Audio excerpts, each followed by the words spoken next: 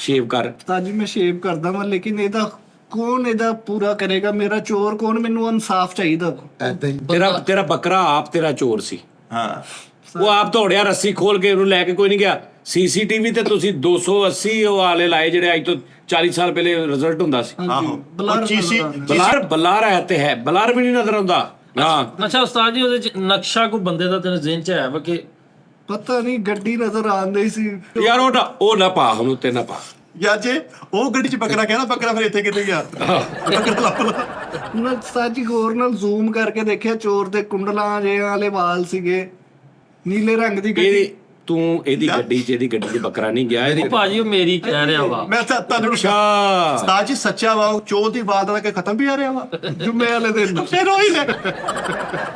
ਚੋਰ ਦਾ ਮੈਨੂੰ ਮੈਸੇਜ ਆਇਆ, ਇਹਦੀ ਗੱਡੀ 'ਚ ਤੇ ਚੋਰੀ ਕਰਕੇ ਨੱਸੋ ਨਾ, ਤੇ ਪਹਿਲੇ ਚੌਂਕ 'ਚ ਜਾ ਕੇ ਸਹੇਲ ਨੂੰ ਕਹਿ ਰਿਹਾ ਪਾਪਾ ਹੁਣ ਨਹੀਂ ਫੜਿਆ ਤੇ ਨਿਕਲ ਆਇਆ। ਤੇ ਬਾਅਦ ਨਹੀਂ ਆਪਣੀ ਗੱਡੀ 'ਚ ਪਾ ਕੇ ਬੱਕਰਾ ਇੰਜ ਕਰਕੇ ਲੈ ਕੇ ਤੇ ਬੱਕਰਾ ਥੋੜੀ ਦੂਰ ਜਾ ਕੇ ਨੱਪਾ ਜੀ ਸ਼ੀਸ਼ੇ ਤੇ ਲੱਗ ਰਿਹਾ। ਸ਼ੀਸ਼ੇ ਥੱਲੇ ਕਰਿਓ। ਜੀ ਇੰਨਾ ਕਹਿ ਸਕਦਾ, ਮੈਨੂੰ ਕਹਿ ਸਕਦਾ ਕਿ ਅਸੀਂ ਚਲਾ ਲਓ। ਨਹੀਂ ਨਹੀਂ ਸ਼ੀਸ਼ੇ ਕਿੱਥੋਂ ਹੈਗੇ ਨੇ ਉਸਤਾਦ ਜੀ? ਬੱਕਰਾ ਚੋਰੀ ਦਾ ਅੰਦਰ ਉਹਨੇ ਰੱਖਿਆ ਗੱਡੀ ਚ ਇਹਨਾਂ ਨੇ, ਉਹ ਅੱਗੋਂ ਸਕਰੀਨ ਤੋਂ ਨਹੀਂ ਨਿਕਲ ਗਿਆ। ਅੱਛਾ ਉਸਤਾਦ ਜੀ, ਜਿਹੜਾ ਬੱਕਰਾ ਚੋਰੀ ਹੋ ਜਾਂਦਾ, ਮਿਸਾਲ ਦੇ ਤੌਰ ਤੇ ਮੈਂ ਬੱਕਰਾ ਲਿਆ, ਤੁਸੀਂ ਚੋਰੀ ਕੀਤਾ, ਤੁਸੀਂ ਇਹਨੂੰ ਵੇਚਤਾ, ਉਹ ਕੁਰਬਾਨੀ ਕਿਹਦੀ ਹੋਏਗੀ? ਬੱਕਰੇ ਤੇਰੀ ਹੋ ਗਈ।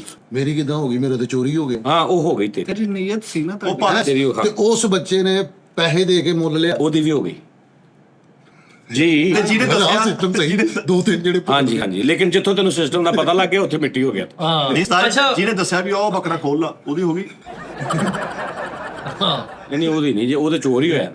ਅੱਛਾ ਭਾਜੀ, ਨਕਸ਼ਾ ਉਹਦਾ ਕੋਈ ਨਕਸ਼ ਕਿਦਾਂ? ਯਾਰ ਤੂੰ ਹੁਣ ਫੜੇ ਜਾਣਾ ਤੂੰ ਹੁਣ ਫੜੇ ਜਾ ਕੇ ਹੀ ਹਟਣਾ ਬਸ ਕਰ ਦੇ। ਕੈਮਰੇ 'ਚ ਆਵਾਜ਼ਾਂ ਆਉਂਦੀਆਂ ਸੀਗੀਆਂ ਕਿ ਮਜ਼ਰ ਤੱਕ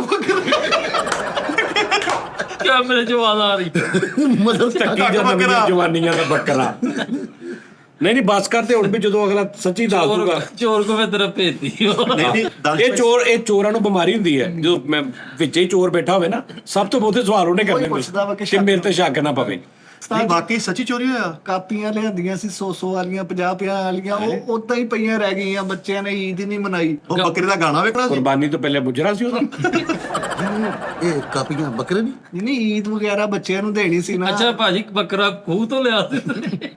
ਨਹੀਂ ਯਾਰ, ਇਹ ਦੁੱਖ ਵਾਲੀ ਗੱਲ ਆ। ਬੜਿਆਂ ਦੇ ਚੋਰੀ ਹੋਏ ਨੇ, ਵਹਿੜੀਆਂ ਊਂਠ ਚੋਰੀ ਹੋਏ ਨੇ। ਹੋਏ ਸਾਡੇ ਊਂਠ ਚੋਰੀ ਹੋ ਜਾਂਦੇ, ਦੱਸ ਊਂਠ ਵੀ ਚੋਰੀ ਹੋ ਜਾਂਦਾ, ਦੱਸ। ਬੱਕਰਾ ਵੀ ਊਂਠਾਂ ਪੁਜਾ ਹੀ ਸੀਗਾ।